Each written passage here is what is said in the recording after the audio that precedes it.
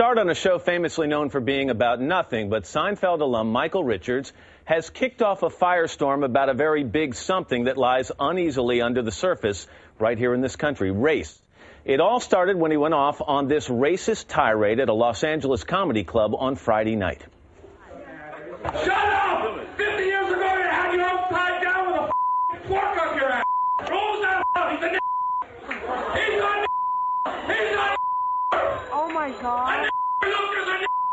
Wait a minute, where's he going? Kyle Dawson, Frank McBride were in the club that night. They were the targets of Michael Richards' verbal assault. They're being represented by attorney Gloria Allred. Good morning to all of you.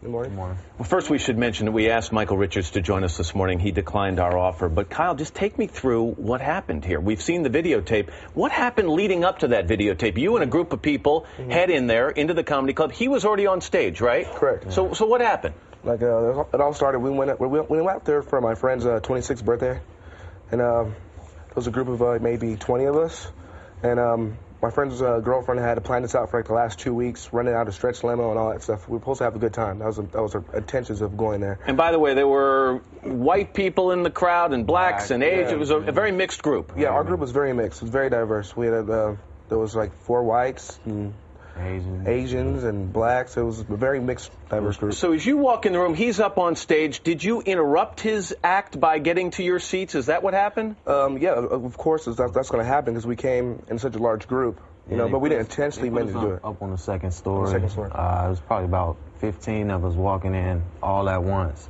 And then we had to order drinks, and we had waitresses coming up to us.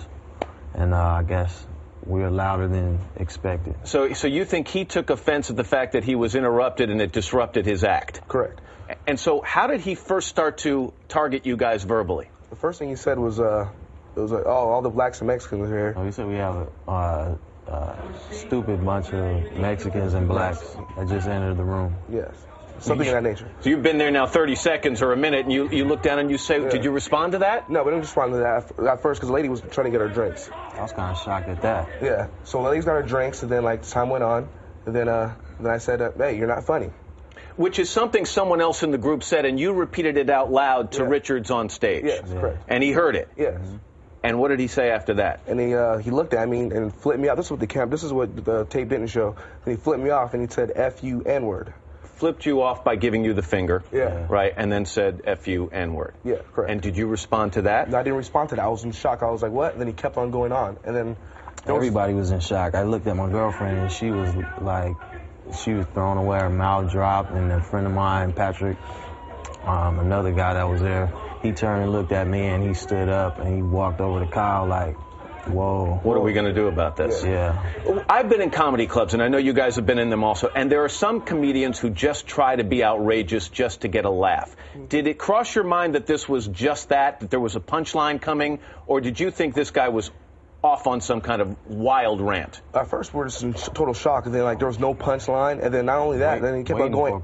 Yeah, then he kept on just going on, like he just like was going into detail. That's like the worst thing about it.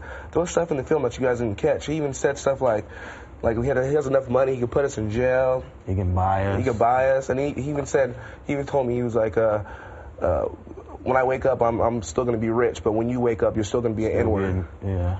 So at some point, did the entire group get up and decide to leave? We were getting up and leaving, and he's still going on. That's when he was pointing up, saying, "Oh look, he's an N-word. He's an N-word." That's when we were leaving, and then you see me walk through the crowd, and he just kept on going on and on and on. It was just unbelievable. At some point, one of you did return comments to him, calling him a cracker and some other things. Any regret for responding that way? Actually, that was other people that was in the crowd that were walking out with us. There's a lot of people that stormed out, whites, blacks, Mexican, everybody. There was a lot of people that was in disgust about it. Let me play you a portion of his apology that he issued on the David Letterman show a couple of nights later. I'm very, very sorry to those people in the audience, the blacks, the Hispanics, the whites, everyone that was there that took the brunt of that anger. The apology mean anything to you guys? No, not really, because if he wanted to apologize, he could have contacted somebody, one of us out of the group, or, you know, but he didn't. He apologized on camera just because the tape got out. Yeah, He didn't sign for the release of the tape because that club was filming that night, and he didn't sign to release it. The Laugh Factory had my number. He could have contacted me easily and got a hold of me and apologized, but he didn't. Let me bring Gloria Allred in here. Gloria, from what I understand, you proposed or a rather unusual idea has been floated about here that perhaps Kyle and Frank would get together face-to-face with Michael Richards and some kind of a retired judge, and after listening to the discussion among the group, the retired judge would decide whether Michael Richards owes these guys money. Is that close to right? Yes, it is, Matt, and we think that it's important to issue a challenge to Michael Richards, which is what we are doing right here today on the Today Show. We want him to meet with our clients face-to-face and listen to them and listen to the pain that he has inflicted on them as a result of his racist words that he has targeted to them. And if he doesn't accept that challenge, Gloria, if he doesn't accept the challenge, what legal remedy do you have?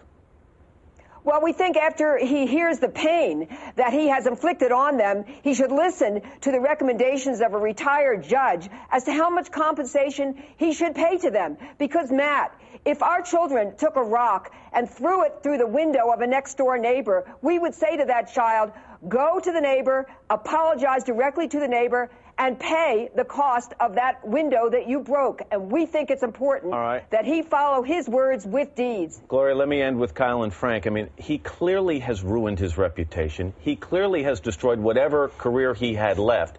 But is there really a legal remedy here? I mean, he exercised his free speech, even though it was deplorable. Is there really something that can be remedied in court here? I think freedom of speech should have some kind of limit. Like what happened on Friday night was totally uncalled for, totally unexpected. It's about to be 2007, and it baffles me to believe that people still think that way, or you know what I'm saying? And I think there should be some kind of punishment involved. Legally, Ms. Allred pretty much can take care of that. But for him to come at us the way that he came at us, with such disrespect and such hate and degrading us with racist shots. I mean, he was not provoked to the point to where he should have. Yeah, the only thing I said was he wasn't funny, and for him to lash out like that was just totally uncalled for. Well, obviously we're going to follow this, but Kyle Dawson, Frank McBride, we appreciate you coming in for this interview this morning. Thank you. And good luck.